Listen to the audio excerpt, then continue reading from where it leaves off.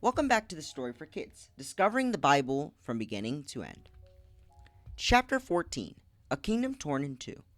Because Solomon had not obeyed God and had stopped worshiping him, God planned to divide the kingdom in half. When Solomon died, his son Rehoboam became king of a small part of his father's kingdom. The large part was ruled by Jeroboam. The country Rehoboam ruled was called Judah, and the kingdom Jeroboam ruled was called Israel. For the most part, the kings and people of Israel and Judah were very sinful. The people of Judah did what was evil in the sight of the Lord. The sins they had committed made the Lord angry. The Lord was angry because they refused to worship him. They did more to make him angry than their people who lived before them had done. Judah also set up for themselves high places for worship. They set up sacred stones.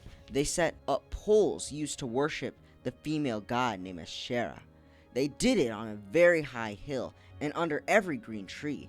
When the people of Judah and Israel were sinful and didn't obey God, God would show them he was more powerful than their idols. God used evil kings from other countries, like Shishak of Egypt, to teach his people a lesson and make them come back to him. Shishak carried away the treasures of the Lord's temple. He also carried away the treasures of the royal palace. He took everything. That included all the gold shields Solomon had made.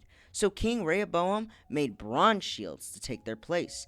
He gave them to the commanders of the guards on duty at the entrance to the royal palace. Every time the king went to the Lord's temple, the guards carried the shields. Later, they took them back to the room where they were kept. In addition to a pharaoh attacking Judah, Jeroboam and Rehoboam fought against each other. And when Rehoboam and Jeroboam died, their evil sons took over the kingdoms and continued to fight. For the most part, Israel was very sinful. No matter who was king, the people kept sinning and worshiping idols, which made God angrier and angrier. But there was still hope for Judah.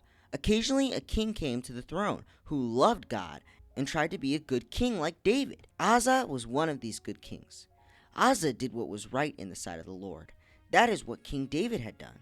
He got rid of all those statues of gods made by his people of long ago. He even removed his grandmother, Ka, from her position as queen mother. That is because she had made a pole used to worship the female god Azariah. So Asa cut it down. He burned it in the Kingdom Valley. Asa didn't remove the high places from Israel, but he committed his whole life completely to the Lord. He and his father had set apart silver, gold, and other things to the Lord.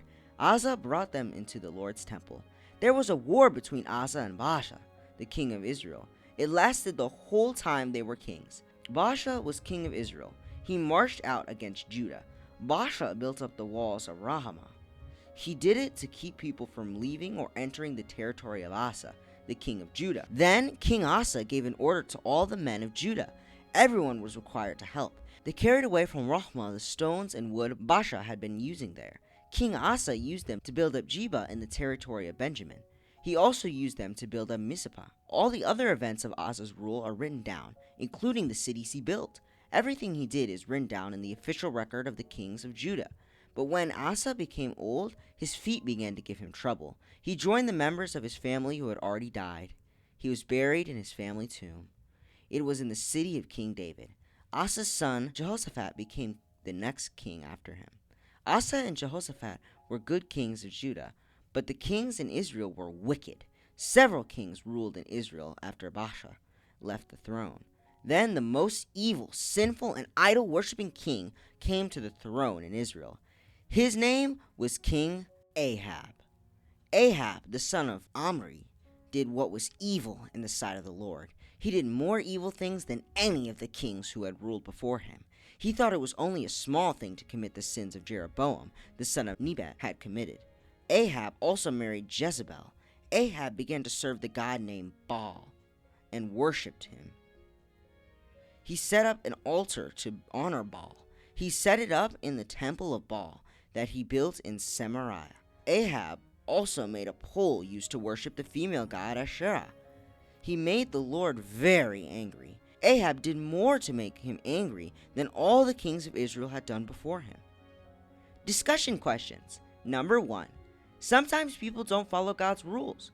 Which of God's rules are especially easy or hard for you to keep? Number 2, describe some ways that people show God they love Him. How do you show God that you love Him?